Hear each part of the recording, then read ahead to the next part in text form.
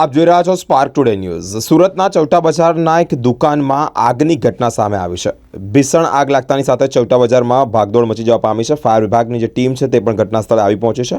પાણીનો મારો સતત ચલાવ્યો છે અને આગને કાબૂમાં મેળવવાના પ્રયાસો હાથ ધર્યા છે। વિકરાળ સ્વરૂપ આગે ધારણ કર્યું છે, તેને લઈને જ દુકાન બળીને ખાખ થઈ ગઈ છે।